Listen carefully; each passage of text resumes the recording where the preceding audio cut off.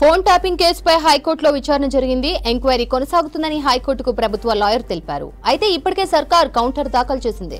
అయితే high court judge phone tap చేసినట్లు పత్రికల్లో కథనాలు వచ్చాయని కథనాలను సుమోటోగా స్వీకరించింది కోర్టు. తదుపరి విచారణ 3 వారాలకు వాయిదా వేసింది. మరిన్ని డీటెయిల్స్ సదానందం అందిస్తారు. సదా, ట్యాపింగ్ కేసు విచారణ అప్డేట్స్ ఏంటి? ఫోన్ ట్యాపింగ్ కేసుపై ఈరోజు హైకోర్టులో విచారణ జరిగింది. Chief justice Alok Aradhe bench దీనిపైన విచారణ చేపట్టింది. సో యాక్చువల్గా గతంలో ఈ ఫోన్ ట్యాపింగ్ కేసుకు సంబంధించి గతంలో బీఆర్ఎస్ ప్రభుత్వంలో ఉన్నప్పుడు టీఎస్పీఎస్సీ కేసుకు సంబంధించి ఆ కేసు హైకోర్టులో నడుస్తున్నప్పుడు అప్పటి హైకోర్టు జడ్జిలకు సంబంధించిన ఫోన్లు కూడా ట్యాపింగ్ జరిగాయని అప్పట్లో పత్రికల్లో కథనాలు వచ్చాయి. సో ఈ పత్రికల్లో కథనాలు ఎట్లా వచ్చాయంటే ఈ భుజంగారావు ఎవరైతే ఎస్ఐబిలో అడిషనల్ ఏఎస్పీగా పనిచేశారు, ప్రస్తుతానికి ఈ ఫోన్ ట్యాపింగ్ కేసులో నిందితుడు, అతన్ని ఇటు పోలీసులు విచారణ చేస్తుండగా అతని స్టేట్మెంట్ కూడా రికార్డ్ చేసినప్పుడు అతను స్టేట్మెంట్లో పూర్తిగా క్లియర్గా పోలీసులకు చెప్పాడు. సో అప్పట్లో కేవలం రాజకీయ నాయకులు, అలాగే దీంతో పాటు జర్నలిస్టులు, ప్రజా సంఘాల నేతలు, విపక్షాల నేతలు, స్టూడెంట్ యూనియన్ లీడర్స్తో పాటు అటు టీఎస్పీఎస్సీ కేసు నడుస్తుండగా అటు హైకోర్టు జడ్జికి సంబంధించిన ఫోన్లు కూడా ట్యాపింగ్ చేశామని పోలీసులకు తెలపడంతో సో అదే అంశము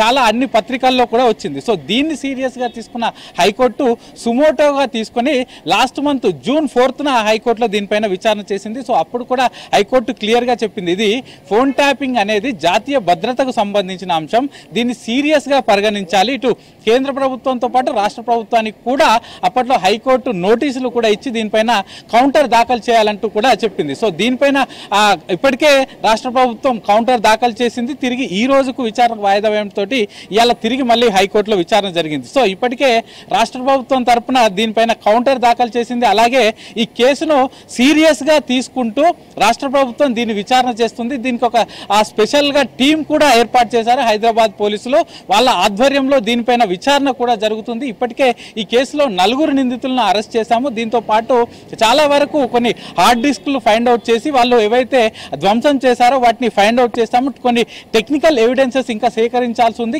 దీంతో పాటు ప్రధాన నిందితుడు ఇటు ప్రభాకర్ రావుతో పాటు మరో నిందితుడు శ్రవణ్ రావు, వీళ్ళిద్దరు విదేశాల్లో ఉన్నారు. వాళ్ళని తీసుకురావడానికి ప్రయత్నాలు జరుగుతున్నాయి. కోర్టులో ప్రాసెస్ కూడా జరుగుతుంది.